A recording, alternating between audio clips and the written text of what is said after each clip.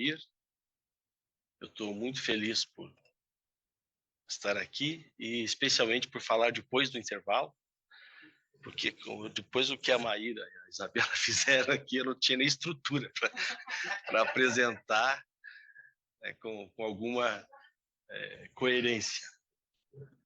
Eu sou massagista, trabalho principalmente com Tuiná. Tuiná é a massagem que deriva da medicina chinesa, medicina antiga chinesa. É a mesma estrutura teórica da acupuntura, só que sem as agulhas. Pratico também o shiatsu emocional, que é uma modalidade brasileira do shiatsu, e a inovação que ela traz é agregar justamente os conceitos neo-haitianos ao shiatsu. E pratico principalmente Kahuna, que é uma massagem do xamanismo da Polinésia, uma massagem bastante profunda. A Kahuna me trouxe para esse curso, porque a cada 10 massagens que eu fazia, em 8 havia uma catarse do paciente. Choro, convulsões, às vezes, coisas muito intensas que eu queria elaborar com um conteúdo científico. Eu queria ter uma compreensão científica do que acontecia. Não apenas lidar com aquele processo ali intuitivamente. E queria também, principalmente, dar um fim terapêutico para essa catarse. Foi o que me trouxe para cá. E de cara conheci essa diva, né, que escreveu Entre Psique e Soma, a Gerda Boysen. Eu falo e tenho repetido que esse é um dos livros mais importantes que eu li, entre tudo que eu já li. É um livro para ser lido muitas e muitas vezes. Ele é muito denso e ele traz muitas coisas novas, muitos conceitos originais em poucas linhas, o que deriva muito do estudo e pesquisa para ampliar e para absorver o que a Gerda produziu. Dentro do nosso trabalho, eu escolhi falar do psicoprestatismo em situações como a meditação e dentro da meditação a restrição sensorial, que eu já vou explicar o que é. Podemos seguir? Eu acho que eu preciso de você ajudando aí, né? Obrigado. Aí só a nossa bonitona. Difícil ter uma foto ampliada dela, né? Eu tentei fazer a numerologia tântrica da Gerda, mas eu não sou um bom numerólogo. O que eu só detectei ali que a Gerda tem sinais da excelência e da originalidade. Mas precisa de alguém mais habilitado para fazer isso. Pode seguir.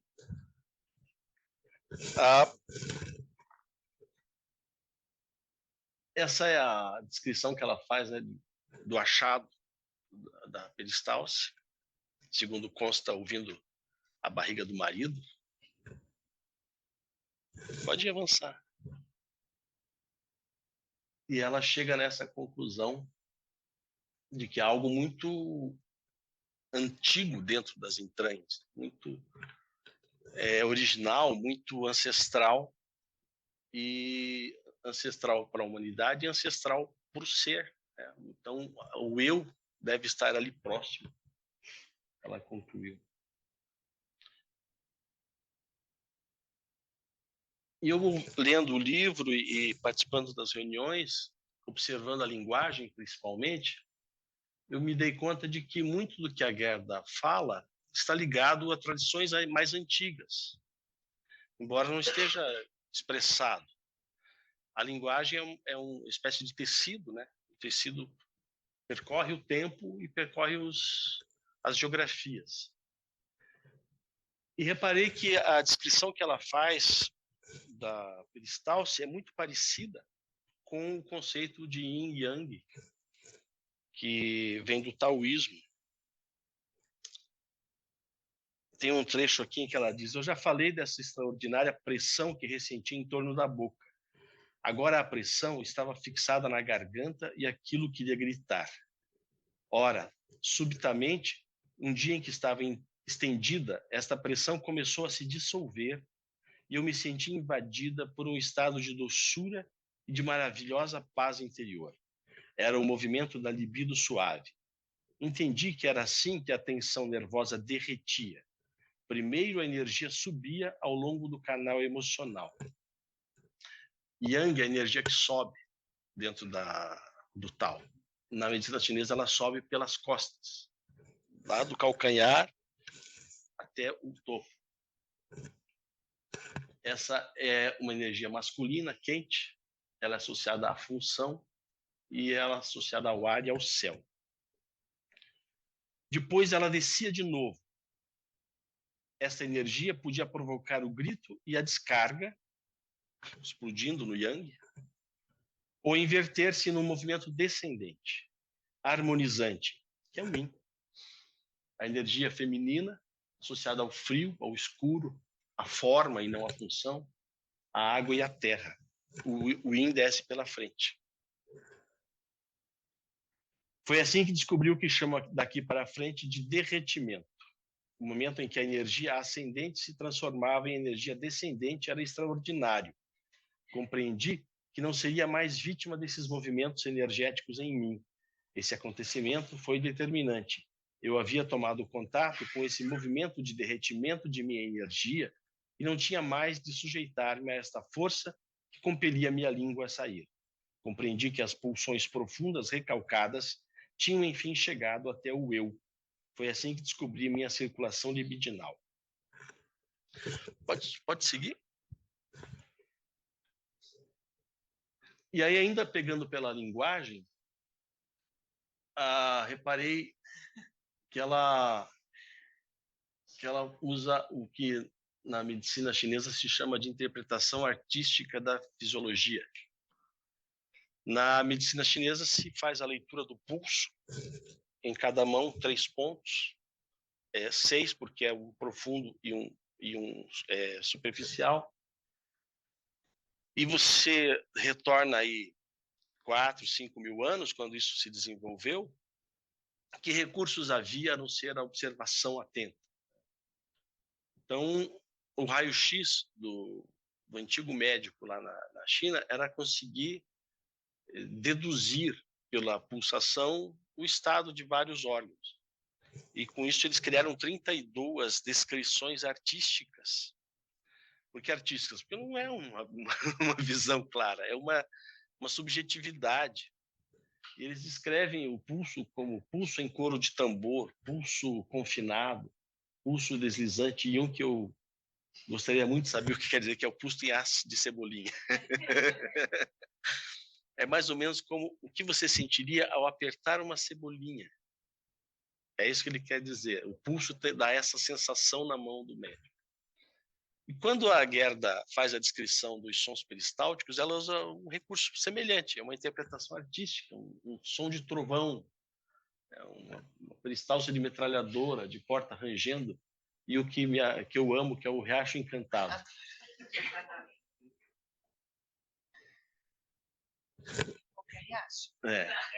O Riacho Encantado, né? Parece aqueles desenhos animados. E ainda pela linguagem, reparei que existem muitas semelhanças com o yoga. E mais no outro slide lá nós vamos ver, quando ela fala, assume que a peristáltica é um processo natural que ocorre o tempo todo, né? Não ocorre quando você faz uma massagem biodinâmica, você favorece com a massagem, mas é um patrimônio fisiológico que nós temos e utilizamos o tempo todo, mesmo quando não sabemos disso. E quando, naquele texto mesmo que eu acabei de ler, ela usa as expressões correntes, derretimento, energia ascendente, energia descendente, circulação libidinal e fluido. No mês passado eu li um texto sobre meditação que usava essas palavras: corrente, fluxo, fruição, ascensão da energia, no caso a energia Kundalini. A linguagem mostra certas aproximações da descrição da psicoperistáltica para as descrições de meditação. Pode avançar. Essa afirmação, a psicoperistalse acontece espontaneamente quando relaxamos, dormimos, nos alongamos, temos sonhos agradáveis, fazemos qualquer atividade de efeito harmonizante. Ela dissolve e elimina a tensão nervosa, restaura o equilíbrio do organismo, restitui a energia vital, reduz tensões musculares, impede a formação de estase. Com essa descrição, depois de 25 anos de casado, eu entendi por que quando eu durmo de conchinha com minha mulher, minha barriga ronca. Exatamente. É por isso. Ela me traz a minha peristalse. Pode passar. Ele é demais. A meditação é a entrada em algum estado invulgar de consciência. Existem inúmeros, talvez, tipos de meditação. Elas se dividem basicamente em duas linhas. A meditação secular, que é mindfulness, todas as meditações guiadas, elas são mais funcionais, elas não têm um compromisso religioso ou místico. É uma meditação que você faz para se regular em um momento específico ou rotineiramente. E a meditação mística ou devocional, prefiro usar devocional, que é a meditação que está ligada a uma tradição mística, como a do yoga, por exemplo, e que tem, ou do budismo, né? Que tem o objetivo de buscar a iluminação, não de alcançar, né? Isso seria muita pretensão, mas de colocar-se na busca. Essa meditação, pelo que ensinou meu professor de meditação, o Caio, tem 8 níveis. O 8º foi o desbravado pelo próprio Buda. Ninguém vai conseguir chegar lá, não se preocupe. Pode avançar. E eu acrescentei a questão da restrição sensorial. Alguém já fez flutuação em câmara de restrição? A câmara de restrição sensorial foi desenvolvida na década de 40, quase 50, nos Estados Unidos, com base em teorias que levaram tanto a práticas sexuais, né, sufocação durante o sexo, ou limitação da pele durante o sexo, quanto desenvolvimento de torturas pela CIA para conseguir quebrar a resistência de prisioneiros. Felizmente, ela tem usos mais interessantes, mais nobres. A Câmara, aqui em Curitiba, tem só uma que eu saiba, que é a do próprio Caio. É uma banheira, onde você entra com os ouvidos tamponados, olhos vendados, ou, se você não quiser, não precisa vendar os olhos, porque lá dentro é absolutamente escuro do mesmo jeito. A água é a água com sal de Epsom, numa concentração igual à do Mar Morto. Então, você não afunda. Você fica ali flutuando, e ela é na temperatura do seu corpo. O que isso proporciona? Com o tempo, você deixa de sentir o tato. O tato fica muito diminuído por causa dessa água na mesma temperatura. Então, você não tem a visão, não tem a audição, não tem tato. O que acontece? Passa mais um slide. Acontece isso. Essa é a sensação... sem aquela... sem a flechinha. Se você olhar bem ali, vai ver que tem uma corrente de água ali dentro dessa imagem. A sensação é essa, é como mirar um vazio. Para mim foi terrível, porque eu sou claustrofóbico. A primeira vez que eu fiz foi muito difícil. Não consegui meditar em nenhuma das vezes que eu usei a flutuação. Por quê? Eu tenho dificuldade de meditar deitado, mas a explicação do Caio, meu professor, é que não faltou grounding. Não dá para fazer grounding dentro da água. Sem esse aterramento, a meditação, o processo real de meditação, você consegue relaxar, voar, né? Sair do corpo. Mas meditar mesmo, você não consegue. Então, ficou um pouco prejudicado o meu estudo. Tive experiências aí dentro de sofrimento por causa da sensação de sufocamento, mas também houve um momento em que foi único. Eu tive a sensação de não ter um corpo, de ser uma presença não individual. Era como se eu fosse parte de um rio. mas não parte do rio, fosse o rio.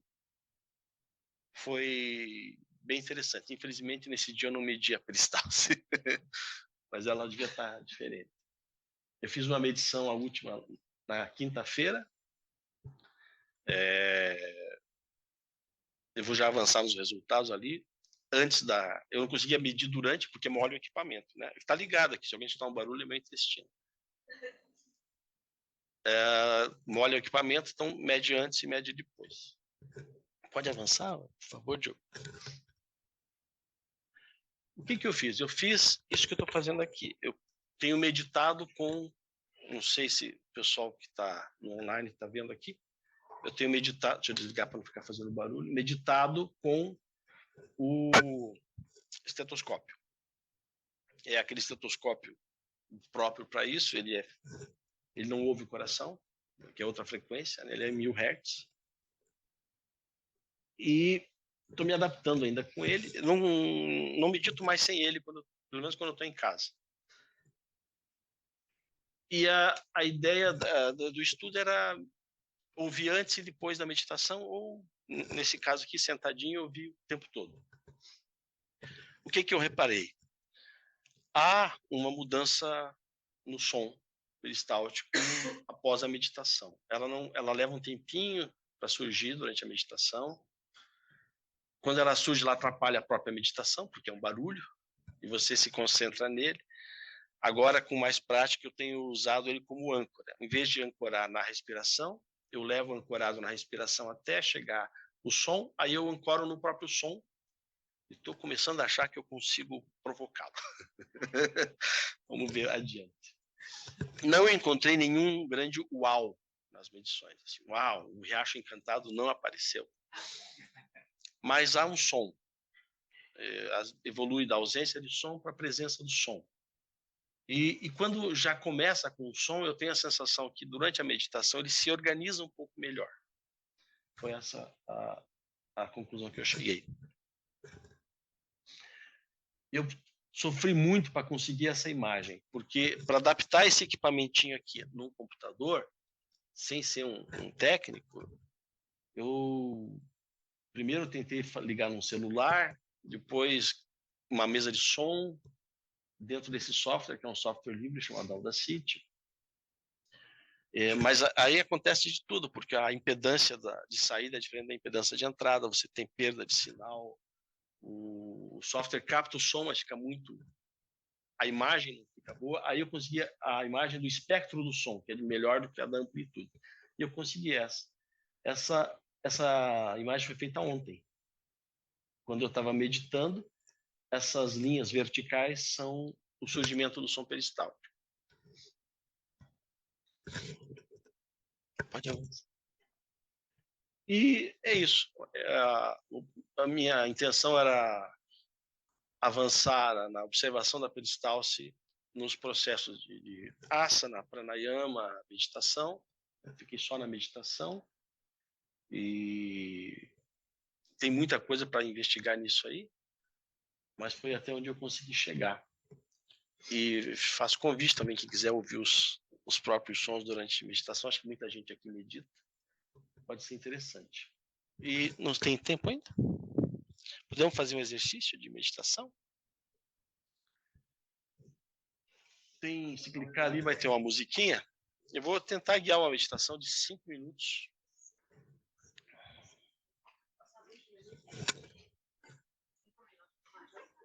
Tá.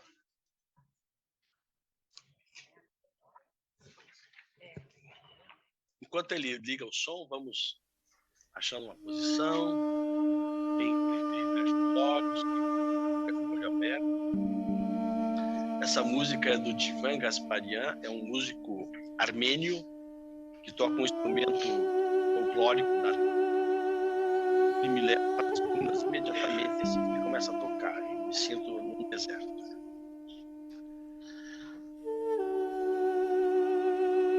Alinha o corpo, regula a respiração, acha uma posição confortável,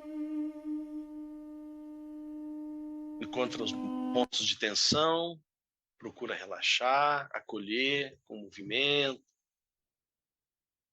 Respire.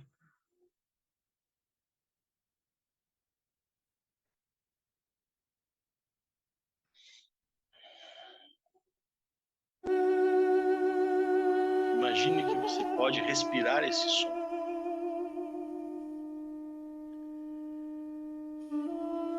Ele entrando pelas narinas, pelos pulmões, vai chegar até o seu ventre.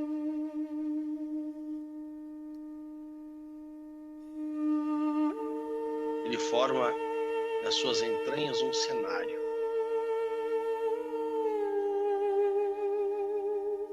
Suavemente, desloque-se até este cenário. Coloque-se sentado dentro do seu abdômen.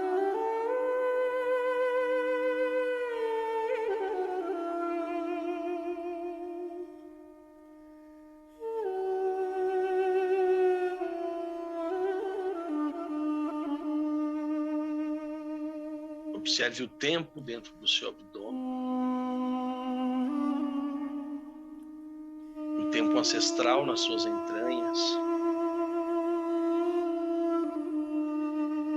As histórias. Os aprendizados. E perceba que ali você é inteiramente você. Ninguém perscruta suas entranhas.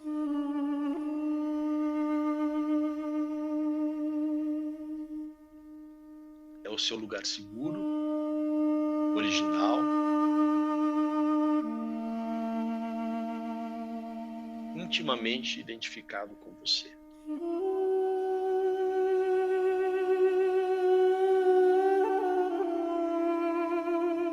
Eu vou ficar em silêncio por alguns minutos. Convido você a exercitar essa identificação com você, no ponto mais profundo do seu ser.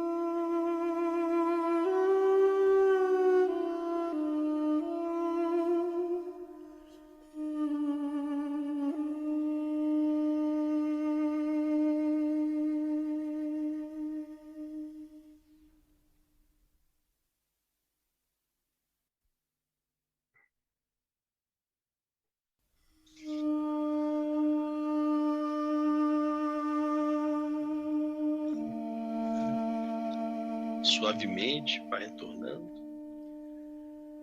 dentro do seu conforto. Muito obrigado por participar.